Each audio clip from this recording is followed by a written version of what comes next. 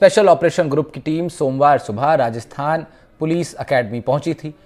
Team ने वहां training ले रहे 12 सब इंस्पेक्टरों को पकड़ा, साथ ही एक एसआई को किशनगढ़ ट्रेनिंग सेंटर तो 2 को उनके घर से हिरासत में लिया। एडीजे वीके सिंह ने उसी शाम प्रेस कॉन्फ्रेंस कर इस आंकड़े में एक और इजाफा की खबर दी। कुल 16 आरोपियों को पुलिस ने नामजद कर लिया है। 16 में से 14 को मेडिकल के बाद सेशन कोर्ट में आज पेशी के लिए लाया गया था। कोर्ट ने उन्हें 6 दिन की रिमांड पर भेज दिया है। अब 12 मार्च को फिर दोबारा कोर्ट में पेशी होनी है। आज की पेशी के दौरान कोर्ट में जमकर हंगामा हुआ। कोर्ट में आरोपियों के साथ वहां मौजूद वकीलों ने मारपीट भी की। पेपर लीक मामले पर इस कार्रवाई पर खुद मुख्यमंत्री ने पोस्ट कर दावा किया कि ये मोदी की गारंटी वाली सरकार है, इसमें आरोपियों को बख्शा नहीं जाएगा। पुलिस के विशेष अभियान समूह यानी एसओजी ने इस पूरे कार्रवाई को अंजाम दिया है। अब सवाल यह है कि क्या 2021 में हुई भर्ती परीक्षा को रद्द कर दिया जाएगा, और अगर ऐसा होता है तो ईमानदारी से पेपर पास कर अकेडमी पहुंचे बाकी सभी परीक्षार्थियों का क्या होगा। इसी सवाल पर आज चर्चा करेंगे हमारे कुछ खास मेहमानों के साथ। हमारे साथ अलग अलग डिपार्टमेंट से हमने लोगों को जोड़ने की कोशिश की है। बेरोजगार संघ से भी प्रतिनिधि जुड़ेंगे, साथ ही एक एडवोकेट भी हमारे साथ होंगे और हमारे संवाददाता सोमू आनंद भी जयपुर से हमारे साथ जुड़ेंगे। लेकिन उससे पहले आपको सुनवाते हैं कि सोमवार शाम को जब माफ कीजिएगा बुधवार शाम को जब एडीजे एसओजी ने प्रेस कॉन्फ्रेंस की तब उन्होंने क्या कुछ कहा। एसओजी ने ला के पूछताछ किया है इस भर्ती में पेपर आउट से संबंधित। उसमें 14 लोगों की जो जुर्म में शरीक होना कंफर्म हो गया है। 2 लोगों के बारे में अभी अनुसंधान चल रहा है। 2 लोग जो सिलेक्ट हुए थे सब इंस्पेक्टर प्रोबेशनर के रूप में, लेकिन उन्होंने ज्वाइन नहीं किया, वो ऑलरेडी हमारे दूसरे मुकदमों में जुडिशियल कस्टडी में है। राजेंद्र यादव जो हर्षवर्धन मीना के साथ नेपाल से पकड़ा गया था, और अशोक नाथावत जो सीनियर टीचर पेपर लीक में अभी पुलिस रिमांड पे हैं।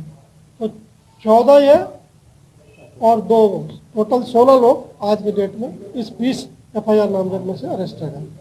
देखिए, इस सेंटर पे इस गैंग का एक गिरोह का सदस्य आदमी विजिलेशन ड्यूटी में था, उसने ही पेपर आउट किया था।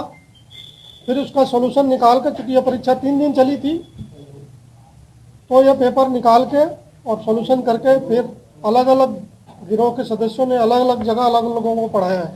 उसमें से ये जो 20 लोग हैं इनके बारे में पुख्ता जानकारी मिली थी, तो इसलिए इनको डिटेन करके इनसे जो इसमें से 16 लोगों को डिटेन करके पूछताछ चल रही थी। इसमें से 14 का कंफर्म हो गया, इसलिए उनको अरेस्ट कर रहे हैं।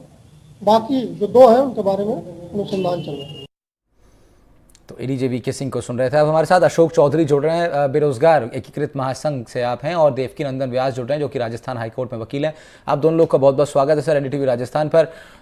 विषय बेहद ही गंभीर है, राजस्थान के युवाओं से जुड़ा हुआ ये विषय, और केवल राजस्थान के युवाओं तक ही सीमित नहीं रह गया बल्कि राजनीति का भी एक अहम हिस्सा पेपर लीक का ये पूरा मसला।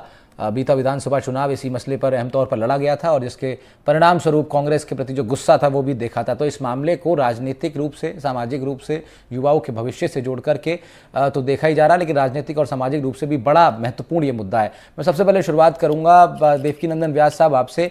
ये जो पूरा मामला है सर, इसमें 14 लोगों को आज पेशी की गई थी कोर्ट में। कोर्ट ने हालांकि 6 दिन की रिमांड देकर 12 तारीख को फिर से इसमें सुनवाई होनी है, लेकिन इस तरह के मामलों में जरा आप बताएं कानूनी दावपेच क्या क्या रहते हैं और किस तरीके से पुलिस जो है कोर्ट में ये पूरा केस प्रस्तुत करती है। देखिए राहुल, मुझे ऐसा लगता है कि जहां तक कानूनी दावपेच की मामला है, मेरे ख्याल से राजस्थान अकेला ऐसा राज्य है पूरे हिंदुस्तान में जहां पे नकल रोकने के लिए सबसे सख्त कानून है।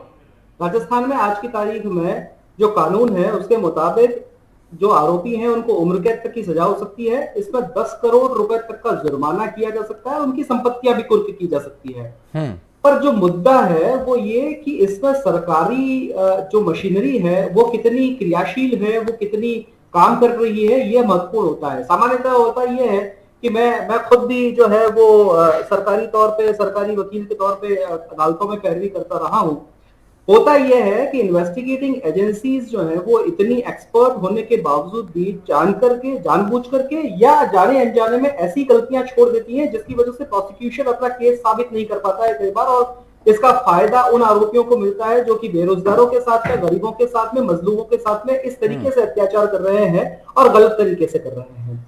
राजस्थान में आपको हैरत होगी राहुल ये जानकर के कि 31 साल से कानून बना हुआ है और पिछले 9 साल में तकरीबन 33 प्रकरण में 615 लोग पकड़े गए हैं जिन्होंने किसी न किसी तरीके से कानून का उल्लंघन किया है, नकल करवाई है। पर बहुत कम मामलों में ऐसे आरोपियों को सजा हो सकी है, बाकी ज्यादातर मामलों में सजा ही नहीं हुई है। हालांकि राजस्थान की सरकार ने पिछले साल इसमें संशोधन करते हुए 2023 में एक नया अधिनियम लागू किया है। अब देखिए, अगर सरकारी एजेंसियां कर्मशील रहती हैं, क्रियाशील रहती हैं, तो निश्चित रूप से इसमें फायदा होगा। अन्यथा जो नुकसान झेलना होता है वो उन योग्य लोगों को झेलना होता है जो वास्तव में इस पोस्ट को डिजर्व करते थे, लेकिन उनकी जगह नकलची लोग जो है वो अब सिस्टम में एंट्री कर चुके हैं। नहीं तो देवकीनंदन साहब, इसमें एक बात फिर ये भी है कि अब ये जो 14 लोग पकड़े गए, इसमें ज्यादातर का केस ये है कि इन्होंने जो है डुप्लीकेट कैंडिडेट्स बैठा दिए थे वहां पर, तो इनको तो पुलिस ने पकड़ लिया है। कार्रवाई तो उनके ऊपर भी बनेगी जो लोगों ने एग्जाम दिया है इनकी जगह जाकर। जी, आप बिल्कुल ठीक कह रहे हैं। अब देखिए, हमारी मशीनरी कितनी जो है वो कमजोर हो चुकी है कि अब पूरे देश में कहीं पर भी इंटरनेट बैन नहीं होता है जबकि कहीं पे एग्जाम हो रहे होते हैं। हमारे यहाँ पे हम इंटरनेट बैन करके देख रहे हैं। हमारे यहाँ पे ये स्थितियां आ गई है कि हम महिलाओं के जेवर उतरवा देते हैं परीक्षाओं के दौरान। हम पुरुष कैंडिडेट्स को सर्दी हो, गर्मी हो, बरसात हो, ऐसी ह्यूमिलिएटिंग सिचुएशन में डाल देते हैं कि वहां पे उनको शर्ट तक पहनने नहीं दिया जाता, उसको बिना शर्ट पहने हुए परीक्षा देनी होती है। उसके बावजूद भी नकल की प्रकरण कहाँ रुके?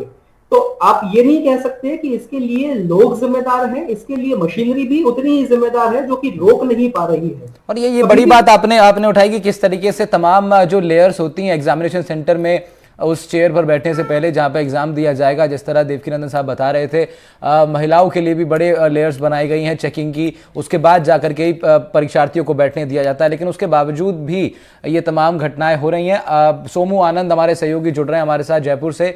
सोमू, ये पूरा मामला अब हाईलाइट तो ये पूरा विषय पहले से ही था, लेकिन अब बड़ी बात ये भी है कि तमाम कोशिशों के बावजूद सख्त कानून अब तो बन गया। हालांकि मामला 2021 का है, लेकिन उसके बावजूद भी पेपर लीक पर अब रोक लगा पाना तो मुश्किल साबित हो ही रहा है। और ऐसे में अब ये 2021 की परीक्षा जो संपन्न हो गई, जिसकी ट्रेनिंग शुरू हो गई, और उसके बाद इस तरह की चीज़ें सामने आना, अब कितनी बड़ी ये चुनौती रहेगी अब बस नई सरकार के आगे इन चीज़ों से निपटना। एक अच्छी छवि क्योंकि पेश करना चाहेंगे भजन लाल सरकार। बिल्कुल, देखिए, निश्चित रूप से पेपर लीक का जो मामला है वो बहुत बड़ा मामला है। और क्योंकि एक ये कोशिश होगी इस सरकार की कि पेपर लीक जैसी घटनाएं जो होती रही हैं वो इस सरकार में न हो, क्योंकि ये पूरी सरकार जो है उस मुद्दे को एकदम से विधानसभा चुनाव के वक्त जोर शोर से उठाती रही थी भारतीय जनता पार्टी। इसलिए जब भाजपा की सरकार यहाँ पर आई है तो उनकी कोशिश होगी कि ऐसी कोई घटना यहाँ पर नहीं हो। और साथ ही साथ जो अभ्यर्थी अलग अलग भर्ती परीक्षाओं की तैयारी करते हैं और उसमें बैठते हैं, उनके मन में एक विश्वास कायम हो सके, ये काफी महत्वपूर्ण होगा। क्योंकि हम देख पा रहे हैं कि 30% के करीब जो वोटर हैं वो उस आयु वर्ग के वोटर हैं जो सरकारी परीक्षाओं के लिए तैयारी करते हैं। जाहिर तौर पर यह आंकड़ा बहुत बड़ा है और इसलिए हमने देखा कि जैसे ही सरकार बनी तो तुरंत उन वोटर्स को, उन युवाओं को एक संदेश देने के लिए एसआईटी का गठन किया गया और एसआईटी ने अब ताबड़तोड़ कार्रवाइयां जो है वो शुरू की हैं। जाहिर तौर पे अब जो कार्रवाई हुई है, खासतौर पर एसआई की जो भर्ती हुई थी परीक्षा, उसको लेकर के उससे बहुत विश्वास जगा है, क्योंकि उसमें न सिर्फ पेपर लीक माफिया जो है वो उनको पकड़ा गया है, बल्कि उसके साथ साथ उन लोगों की भी गिरफ्तारी अभी हो चुकी है जिन्होंने गलत तरीके से भर्ती परीक्षा में पास किया था परीक्षा, और किसी तरह से उन्होंने चाहे वो पेपर बाहर निकाला या फिर उसके साथ साथ डमी कैंडिडेट बिठाए थे। तो जाहिर तौर पर एक बहुत बड़ा मामला है। आज उनकी कोर्ट में पेशी हुई। एसओजी ने ये कोशिश की थी कि इन सभी आरोपियों की 12 दिन की रिमांड मिल पाए, लेकिन कोर्ट ने अभी 6 दिन की रिमांड दी है और 6 दिन तक ये पूछताछ होगी। 12 तारीख को वापस से इन सभी आरोपियों को पेश किया जाएगा और उसके बाद ये तय किया जाएगा कि क्या आगे भी इनको रिमांड मिल सकती है या फिर उसके बाद ये वहां से जेल भेजे जाएंगे। इस पर निर्णय 12 तारीख को होगा। ठीक है, उस निर्णय पर भी लगातार नजर रहेगी। अशोक चौधरी बेरोजगार एकीकृत महासंघ से हमारे साथ जुड़ रहे हैं। अब अशोक जी, ये बेरोजगार तमाम युवाओं की जो संख्या बढ़ती जा रही है, वो एग्जाम की तैयारी करते हैं, फिर कई महीने उसके बाद एग्जाम पास करते हैं इतनी मेहनत के बाद, और रिजल्ट आ जाता है। रिजल्ट आने के बाद ट्रेनिंग शुरू हो जाती है, मालूम होता है कि पेपर लीक हुआ था उनका। तो ऐसी परिस्थिति में तो बड़ा संकट उन तमाम लोगों के लिए है जो ईमानदारी से पेपर पास करके पहुंचते हैं। नहीं, बिल्कुल राकेश जी, ये बात बहुत सही बात है आपकी कि यहाँ पे सबसे ज्यादा कुठाराघात किसके साथ हुआ है। वो किसान गरीब का बेटा जिसने मजदूर मेहनत करके, जिसके पिता ने उसको पैसा दिया है, वो जयपुर में या बाहर कहीं सिटी में रहकर तैयारी की है। और ये माफिया, पेपर माफिया, जिन्होंने पैसों के दम पे पेपर खरीद के आज ये हो गया और भर्तियां रद्द हो जाती हैं, तो उसमें सबसे ज्यादा नुकसान किसका होता है? इनका तो कुछ नहीं बिगड़ने वाला, इन्होंने तो वैसे भी भर्ती नहीं हो रहे थे, पैसा दे के इनको तो भर्ती होना था। लेकिन वो किसान, वो परिवार मर जाता है बेचारा, जिसकी आशाएं होती हैं। जो परिवार, जो किसान, एक पिता अपने बेटे को अपने गांव से, घर से दूर भेजता है तैयारी करने के लिए, मेहनत करके पैसा पैसा देता है उसको, उनके साथ कुठारघात। और राकेश, सबसे बड़ी बात है, हम इसके लिए, मैं आपके माध्यम से भजनलाल सरकार को बहुत बहुत धन्यवाद देता हूँ, क्योंकि सरकारें आती हैं जाती हैं, और ये हमारी बहुत पुरानी मांग थी हमारे संगठन की। लेकिन जिस हिसाब से अब लग रहा है कि जो कार्य पिछले कुछ समय में एसआईटी गठित करके अगर एसओजी कर रही है, इसका मतलब कहीं ना कहीं ये एक पश्चिमी सरकारों में भी लगता है कि अगर सरकार की मंशा होती तो ये पेपर लीक नहीं होते। क्योंकि जिस स्कूल में पेपर लीक हुआ एसआई का, जो रविंद्र बाल भारतीय सनपुरा में स्कूल है, वो 7 साल से गढ़ बना हुआ पेपर का। तो आप सोचिए 7 साल में कितने पेपर होंगे, कितने युवाओं का सपनों को चुकनाचूर किया होगा। हम्म।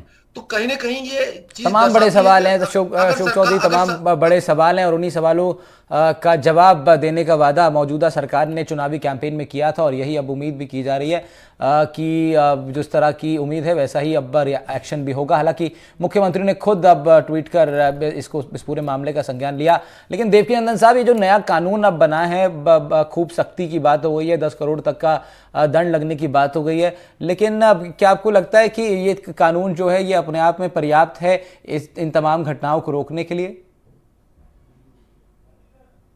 कानून का अपना एक दायरा है, और कानून हमेशा सबूत मांगता है, गवाह मांगता है, और बहुत सारी ऐसी परिस्थितियां होती है जिसमें कानून के दायरे में रहते हुए किसी अपराधी को दंडित किया जा सकता है। इसलिए मैं ये जरूर कहूंगा कि कानून तो पर्याप्त है, लेकिन कानून के साथ साथ में आवश्यक है कि जो कानून को लागू करने वाली एजेंसियां हैं, जो कानून इंप्लीमेंट करने वाली एजेंसियां हैं, उनकी इच्छा शक्ति कितनी मजबूत है। अब देखिए, कानून तो हमारे यहाँ पे लगभग पिछले 33 साल से है, 1952 से हमारे यहाँ पे कानून चल रहा, 92 से हमारे यहाँ पे कानून चल रहा है। लेकिन कानून से हुआ क्या? आज दिन तक में मैंने आपको एक आंकड़ा दिया कि 615 लोग जो है वो पकड़े गए हैं 33 सालों में, उनमें से किसी पर भी कोई कार्रवाई नहीं हुई। तो कार्रवाई नहीं होना कानून की खामी के कारण से नहीं है। आप सरकारी एजेंसियां जो इसमें इन्वेस्टिगेशन से जुड़ी हुई हैं, वो कितनी सही तरीके से इन्वेस्टिगेशन नहीं तो देवकी साहब, जब कभी ऐसा मामला आता है पेपर लीक का, जब भी आता है, तो फिर उसमें कानून क्या कहता है? क्या पेपर जो है वो रद्द कर दिया जाएगा? नहीं, ये देखिए, इस मामले में थोड़ा सा डिफरेंट चीज है कि जब भी इस तरीके की कोई चीज आती है, तो अगर पेपर रद्द करने का कानून अगर है, तो साथ साथ में ये भी रहता है कि उन अभ्यर्थियों को उसका क्या फायदा होगा। जैसे मैं आपको एक बहुत छोटी सी बात कहता हूं, अभी बेरोजगार एकीकृत महासंघ के मेरे साथी अशोक जी कह रहे थे कि भर्ती रद्द कर दी गई। भर्ती रद्द करने के बाद में वो अभ्यर्थी जिसने अपनी गाढ़ी कमाई का पैसा अपने पिताजी की जेब से निकाल करके और परीक्षा में बैठा था, क्या उसका पैसा रिफंड हुआ?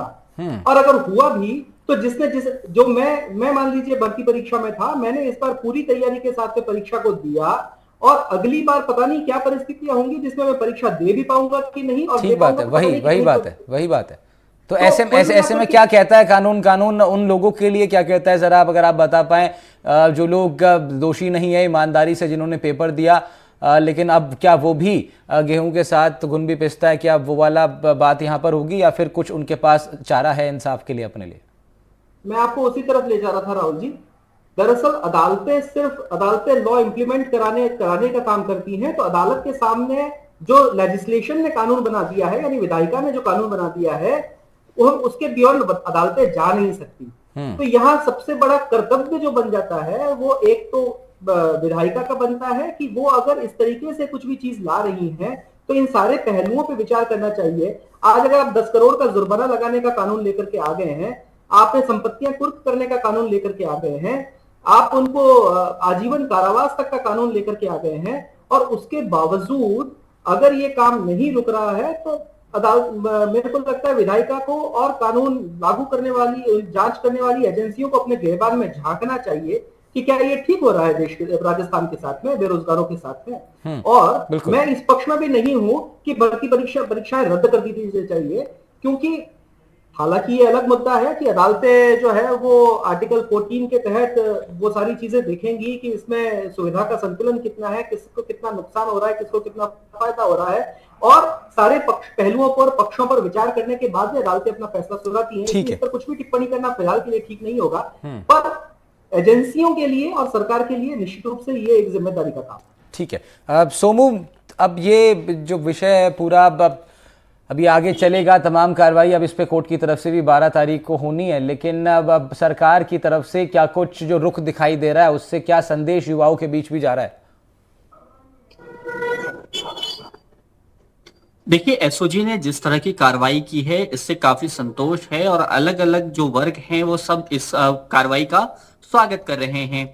जाहिर तौर पे क्योंकि एसओजी को एक लीड मिली थी जब जेईई भर्ती परीक्षा का मास्टरमाइंड जगदीश बिश्नोई पकड़ा गया और उससे पूछताछ में कई सारी परतें खुली, और खास तौर पे अभी जिन आरोपियों को पुलिस ने गिरफ्तार किया है, एसओजी ने गिरफ्तार किया है, और उसके साथ साथ जो और भी ऐसे लोग रडार पर हैं जो अलग अलग भर्ती परीक्षा में खासतौर पे प्रशिक्षु एसआई जो हैं वो कई सारे अभी एसओजी के रडार पर हैं, तो उनके नाम सामने आए थे और जो एविडेंस कलेक्ट किए थे एसओजी ने, वहां से भी कई सारी महत्वपूर्ण जानकारियां एसओजी के हाथ में लगी हैं। जाहिर तौर पर अब एसओजी की कार्रवाई उस दिशा में आगे बढ़ रही है और कई नाम जो है वो सामने आ सकते हैं, लेकिन सबसे महत्वपूर्ण सवाल अभी भी यह बना हुआ है कि जैसा कि जगदीश बिश्नोई ने कहा कि 2005 के बाद से कई जो भर्ती परीक्षाओं के पेपर लीक हुए हैं उसमें उसकी संलिप्तता रही है, तो आखिर वो कौन सी ताकतें थी जो इतने के बावजूद मतलब जब 5 बार वो पकड़ा गया, पुलिस की गिरफ्त में आया, तो कुछ ही महीनों में छूट करके बाहर आना ये दिखाता है कि जो नेटवर्क है ये कितना मजबूत नेटवर्क है। आखिर उस नेटवर्क में और कौन से लोग शामिल थे, इसका जवाब भी एसओजी को तलाशना है, और इसके पीछे कौन कौन से लोग वे शामिल हो सकते हैं ये भी एसओजी जो है तलाश कर रही है। जाहिर तौर पर जब वहां तक जांच पहुंचेगी तभी इस पूरे रैकेट का पर्दाफाश हो पाएगा और जो युवा बहुत दिनों से परेशान है ऐसी घटनाओं से, उनको थोड़ी सी राहत मिल पाएगी। और साथ ही सोमू, आज जब हमने देखा कि अधिवक्ताओं ने भी मारपीट करने का प्रयास किया उनके साथ, तो ये दिखाता है कि कहीं ना कहीं एक बड़ा आक्रोश समाज के अलग अलग वर्गों में है इन तमाम लोगों के प्रति जो कि पेपर लीक में शामिल हैं या फिर नकल करके जो पास होते हैं या इस तरह की गतिविधियां करके जो लोग पास होते हैं डमी कैंडिडेट्स बैठा करके। तो इस पूरे मसले पर यह भी चीज़ दिखाती है कि समाज के अंदर भी सोमू बड़ा आक्रोश है। जी बिल्कुल आक्रोश है, और वो आक्रोश झलक रहा था, लेकिन जो कुछ कोर्ट में हुआ वो बहुत ही गलत था, क्योंकि एक तरह से आप देखें कि जो कुछ महिला आरोपी हैं उनके साथ भी मारपीट की गई जब वो कोर्ट से परिसर से बाहर आ रही थी पेशी के बाद। उससे पहले जब ये सारे आरोपी अंदर जा रहे थे उस वक्त भी मारपीट की गई, और लगातार एक जो स्थिति वहां पर है वो काफी हंगामे भरी रही, और उस हंगामे के बीच कुछ लोगों ने इन आरोपियों पर लात घूंसे चलाए। तो जाहिर तौर पे ये तो काफी गलत था, क्योंकि कोर्ट के उस परिसर में जहां पर लोग न्याय की उम्मीद करने जाते हैं वहां पर कानून को हाथ में लेना एक तरह से ये दिखाता है कि किस तरह की पूरी प्रवृत्ति हो गई है। लेकिन ये आक्रोश जरूर झलक रहा था, आक्रोश बहुत तरीके से अव्यक्त किया जा सकता है, लेकिन जो कुछ कोर्ट में हुआ वो बहुत ही आपत्तिजनक, खेदजनक था। बिल्कुल सोमू, और बड़ी बात आपने कही कि जहाँ पर न्याय की उम्मीद की जाती है वहाँ पर अब मैं देवकीनंदन साहब से ही एक सवाल इसमें एडअप करूँगा कि सर ये वकील जो पूरा समूह है एडवोकेट्स का, वकीलों का, क्यों ऐसा बार बार हम लोग को देखने को मिलता है? आप लोग क्यों कानून अपने हाथ में ले लेते हैं? सोमू ने बड़ी अहम बात कही कि जहाँ पर न्याय की उम्मीद लेकर के लोग जाते हैं वहाँ पर न्याय दिलाने वाले आप ही लोग हैं उस परिसर के अंदर, और बाहर निकलते ही आप लोग खुद कानून हाथ में ले लेते हैं।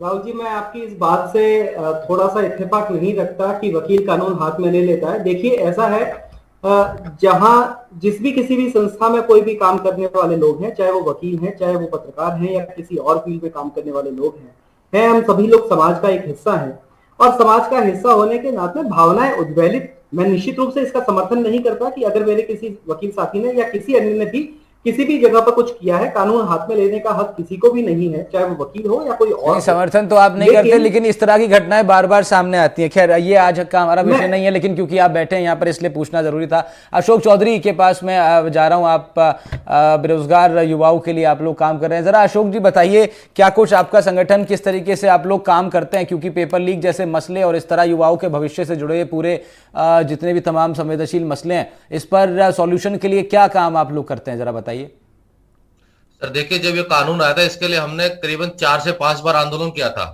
जब कांग्रेस सरकार थी, जब जो आया था, कानून लाया था, इसके लिए हमने पहले बहुत आंदोलन किए हैं, लाठियां खाई हैं, और जो हमारे पूर्व अध्यक्ष थे उपेंद्र यादव जी, वो अनशन तक बैठे गए हैं, तब जाके कानून राजस्थान में आया था। और ये हमारी मांग थी।